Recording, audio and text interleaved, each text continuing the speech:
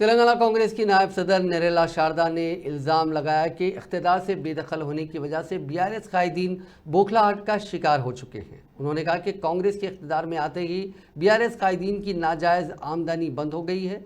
ऐसे में वो कांग्रेस हुकूमत को बदनाम करने के लिए नई नई साजिशें रच रहे हैं। आज अगर आप केटी रामाराव, हाँ, लोग तो उनको केटी रामाराव बुलाना छोड़ दिए, उनका नाम ही ड्रामा राव बोल के रख दिए। क्योंकि जब अपोजिशन में रहते हैं तो उनको सारे ड्रामा से याद आते हैं, जब पोजीशन में रहते हैं तो उनको कोई याद नहीं आता है। जब अपोजिशन में रहते हैं तो सब लोगों को बोलेंगे अपने लोग हैं, किसी के घर जाएंगे खाना खाएंगे बोलेंगे कि देखो मैं केटी रामाराव होके भी इनके घर पे जाके खाना खा रहा हूँ। जब पोजीशन में रहते हैं तो वो बंदा उनको याद नहीं आता है, कोई याद नहीं आता है उनको। तो आज उन्होंने फिर से एक बार बोला कि कांग्रेस गवर्नमेंट आया है तो तेलंगाना का नाम शायद ये लोग गुमनाम कर देंगे। अरे केटी रामाराव, ये आप कोशिश करो कि आप गुमनाम नहीं हो जाओ। तेलंगाना का नाम तो बरकरार रहेगा। सोनिया जी ने तेलंगाना दिया है, लोगों के दिल के अंदर तेलंगाना की गॉडेस बोल के उनका नाम हमेशा रहेगा। सिर्फ इतना याद रखो कि ड्रामा राव और उनकी फैमिली कहीं गुमनाम ना हो जाए, क्योंकि आप लोगों ने जिस तरह के तकलीफ़ें लोगों को दिए थे, जो प्रॉब्लम्स आप लोगों ने क्रिएट किए थे, हम लोग 1 महीने के अंदर उनके सारे प्रॉब्लम्स के ऊपर कैसे हम लोग कोशिश कर रहे, कौन से स्कीम्स लाना, उनको कैसे कंफर्टेबल बनाना, तो आपको शायद बर्दाश्त नहीं हो रहा है। और एक तरफ उस पोचारम श्रीनिवास जी इतने बड़े बुजुर्ग होने के बाद भी सिर्फ किसी और पार्टी में इसलिए कुछ भी बात करेंगे क्या? अब 1 महीना भी नहीं हो गया, उन्होंने शुरू कर दिया है कि यूरिया शायद लोगों को मिलेगा नहीं, फार्मर्स को यूरिया पहुंचना मुश्किल है। अरे आप भूल गए क्या, निर्मल में जब यूरिया का डिस्ट्रीब्यूशन हो रहा था आपके खुद के डिस्ट्रिक्ट में, तो आपने पुलिस बटालियन बुला लिया था यूरिया डिस्ट्रीब्यूशन के लिए, क्योंकि जितना ज़रूरत था उतना यूरिया तो आपके पास था नहीं। तो आप क्या करते हैं, आप खुद जाके लोगों के बीच में बैठ के काम करने के लायक नहीं हो, इसलिए आपने पुलिस बटालियन बुला लिया। 10 साल में आपको याद नहीं आया कि मिनिमम सपोर्ट प्राइस देना चाहिए फार्मर्स को? मिनिमम सपोर्ट का प्राइस के बारे में तो बात नहीं करते हो, बट यूरिया के बारे में बात कर रहे हैं। आज ऑटो यूनियन के बारे में बात कर रहे हैं, फ्री बसेस में जा रहे हैं तो लोगों को प्रॉब्लम हो रहा है, ये बात कर रहे हैं। आप तो कुछ करते नहीं हो और लोगों को करने ही नहीं देते हो, तो आपको रहना।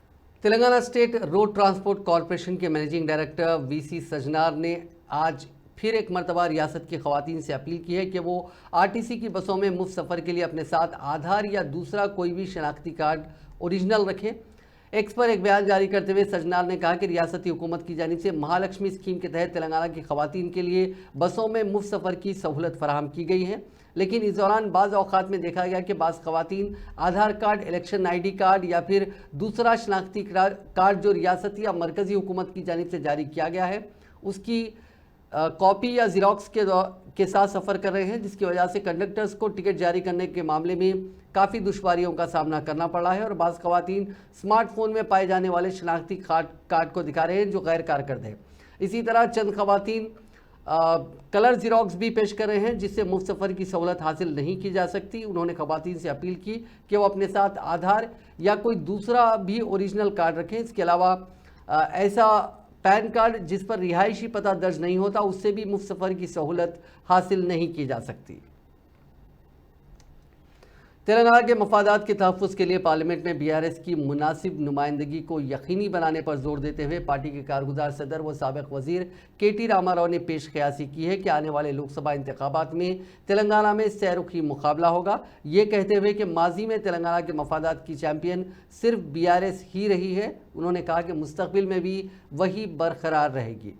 इंतखाबात में मुजाहरे की बेहतरी के लिए पार्टी के कायदीन में तब्दीली की ज़रूरत का एतराफ़ करते हुए केटीआर ने तयख़ुन दिया कि पार्टी के कारकुनों के जज्बात की तकमील के लिए ज़रूरी तब्दीलियाँ की जाएंगी। उन्होंने इस सिलसिले में तजावीज़ और एतराज़ात का खैर मकदम किया।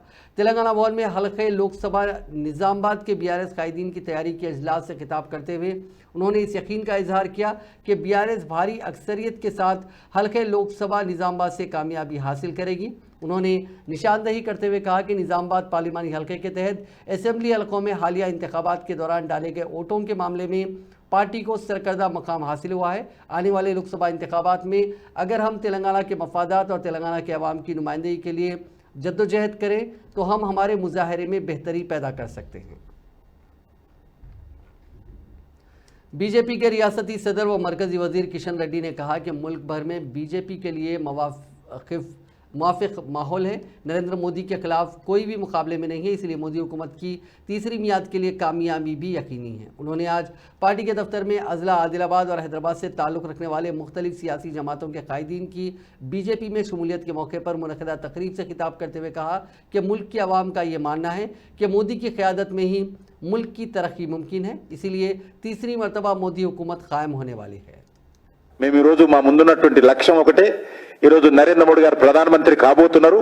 ఆ ప్రధానమంత్రి కాబోయే దాంట్లో మెజార్టీ తెలంగాణ ప్రజల భాగస్వామ్యం ఏ రకంగా చేయాలనేదే మాకు ఉన్నటువంటి ఏకైక లక్ష్యం. పార్టీలో పెద్ద ఎత్తున గ్రామ స్థాయిలో, మండల స్థాయిలో ఉన్నటువంటి యువతను చేర్పించేటువంటి కార్యక్రమం చేయడం ప్రధానంగా ఈ రోజు చర్చించడం జరిగింది. పెద్ద ఎత్తున యువత దేశంతో పాటు తెలంగాణ రాష్ట్రంలో కూడా నరేంద్ర మోడీ గారి నాయకత్వంలో మూడోసారి కేంద్ర ప్రభుత్వం అధికారంలో రావాలని, బీజేపీ అధికారంలో రావాలని కోరుతున్న విషయం అందరికీ తెలిసింది. అందుకే చాలా పెద్ద ఎత్తున యువత ఈమెయిల్స్ ద్వారా, వాట్సాప్ల ద్వారా, సోషల్ మీడియాల ద్వారా బీజేపీకి పనిచేస్తామని, బీజేపీలో చేరడానికి సిద్ధంగా ఉన్నామని చాలా మంది సందేశాలు పంపిస్తా ఉన్నారు. అదేవిధంగా మేము గ్రామాల్లో వెళ్తున్నప్పుడు మా పార్టీ నాయకులు పెద్ద ఎత్తున అన్ని వర్గాల యువత బీజేపీ వెంట నడవడానికి సిద్ధంగా ఉన్నది. ఈ స్పందనను దృష్టిలో పెట్టుకుని వాళ్ళందరినీ కూడా భారతీయ జనతా పార్టీలో చేర్పించుకోవాలి, వచ్చే ఎన్నికల్లో వాళ్ళ యొక్క మద్దతు కూడగట్టాలని ఈరోజు జరిగినటువంటి సమావేశంలో నిర్ణయించుకున్నాం. అంతేకాకుండా కొంతమంది పెద్దలు, పార్టీ శాసనసభ్యులు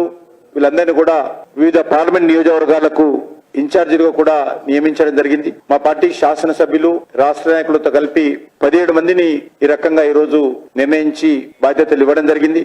ఈ రోజు ఫిర్ ఏక్ బార్ మోడీ సర్కార్ అనే నినాదంతో అధికారంలో రావడం కోసము ఎన్నికల్లో మా ప్రచార భేరీని మోగించనున్నాం.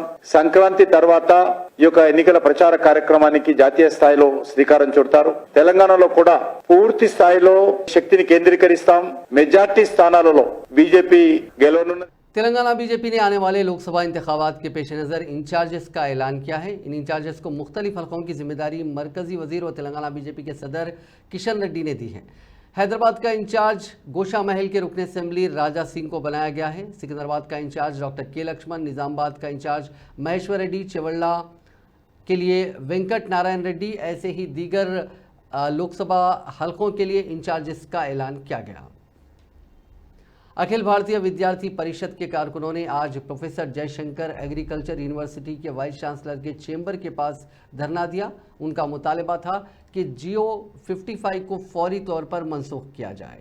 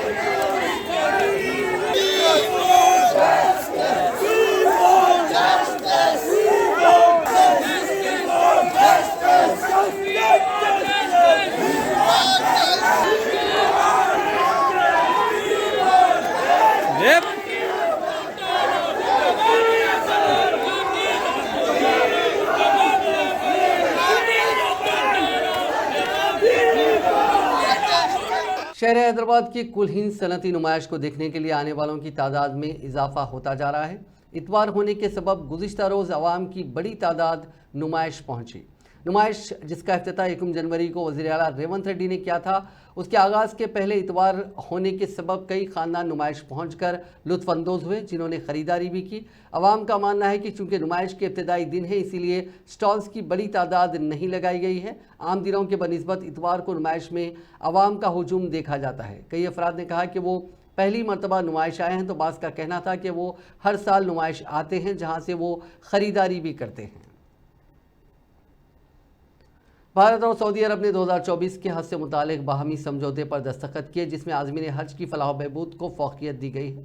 मरकज़ी वज़ीर स्मृति ज़ुबैन ईरानी ने जिद्दा में हज और उम्रे से मुतालिक उमूर के सऊदी वज़ीर डॉक्टर फौजान अल राबिया के साथ दस्तखत किए। इस मौके पर उमूर ख़ारजा के वज़ीर ममलिकत वी मुरलीधरन भी मौजूद थे। मुसलमानों में इत्तेहाद और इत्तेफाक, दीन पर चलने और मुल्क में अमन व अमान के लिए रिख्खत अंगेज़ दुआ के साथ तबलीगी जमात के सूबाई दीनी इज्तिमा का अख्तिताम अमल में आया। परगीज़ ज़िले विकाराबाद में शदीद सर्दी के बावजूद लाखों मुसलमानों ने इस इज्तिमा में शिरकत की। सैरोज़ा इज्तिमा के आखिरी दिन मुल्क की मुख्तलिफ रियासतों से लाखों फ़र्जंदान तौहीद ने उलमा इकराम के बयानात से इस्तिफ़ादा किया। नेमतनगर में सरों का समंदर नज़र आ रहा था। मुख्तलिफ नशिस्तों के दौरान तबलीगी जमात के उलमा व अकाबरीन, निज़ामुद्दीन बंगलावाली मस्जिद के ज़िम्मेदारान हज़रत मौलाना भाई मुरसलन, हज़रत मौलाना फ़ारूक, हज़रत मौलाना जमशेद और दीगर ने इस इज्तिमा से खिताब किया।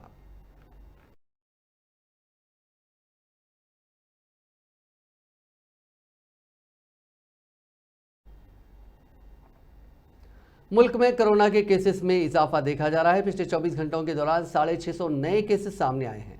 वजारत सेहत के मुताबिक मुल्क में इस वक्त कोरोना के 4000 एक्टिव केसेस हैं। गुज़िश्ता 24 घंटों के दौरान 648 अफराद सेहतयाब हुए हैं। कल एक ही दिन में इस वायरस से 4 अफराद की मौत हुई। केरला में 2, कर्नाटका में 1 और त्रिपुरा में 1 शख्स मौत हुआ। वजारत सेहत के मुताबिक मुल्क में इस वक्त 0.10% ही एक्टिव केसेस हैं, जबकि रुबे सेहत होने वालों की तादाद या उनकी शरह 98.1% है।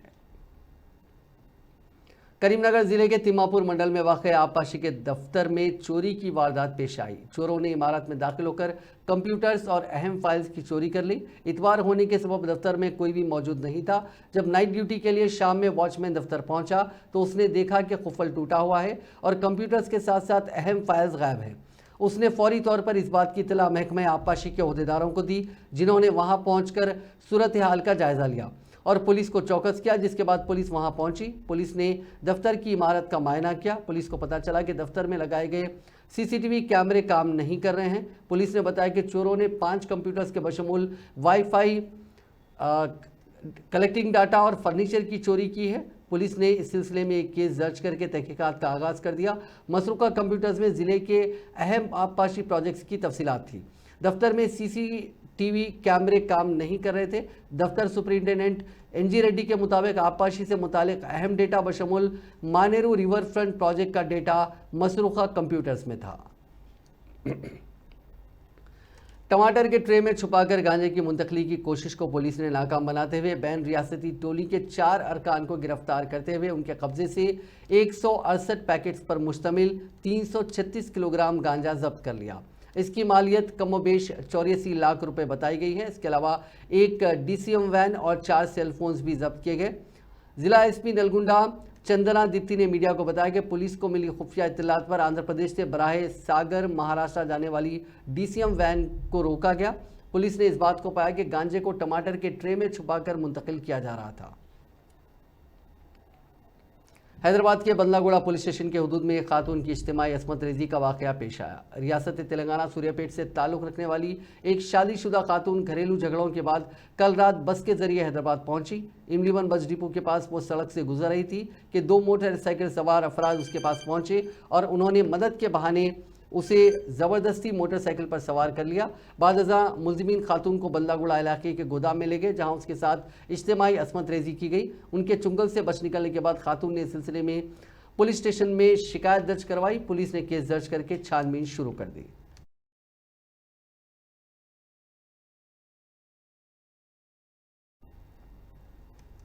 एक शख्स को मुबैना ज़दोकोब करने के मामले में Kukatpally housing board colony police station के सब इंस्पेक्टर और कांस्टेबल का तबादला ट्रैफिक विंग में कर दिया गया। रियासत आंध्र प्रदेश गुंटूर से ताल्लुक़ रखने वाली यह खातून ने अपने शौहर के खिलाफ KPHB स्टेशन में शिकायत दर्ज कराई थी। गुज़िश्ता माह की 26 तारीख को पुलिस ने शिकायत कुनिंदा के शौहर को तलब करते हुए उसे ज़दोकोब किया था। शौहर इस मामले को लेकर कमिश्नर पुलिस हैदराबाद अविनाश मोहंती से रुजू हुआ। गुज़िश्ता माह की 28 तारीख को इस मामले में इंस्पेक्टर वेंकटेश को मुअत्तल कर दिया गया था। ताज़ा तौर पर SI संदीप और कांस्टेबल वेंकटेश का तबादला GD मेटला और अलवाल ट्रैफिक विंग में कर दिया गया। नाजरीन, इस न्यूज़ बुलेटिन में बस इतना ही। आप देखते रहिए INN चैनल।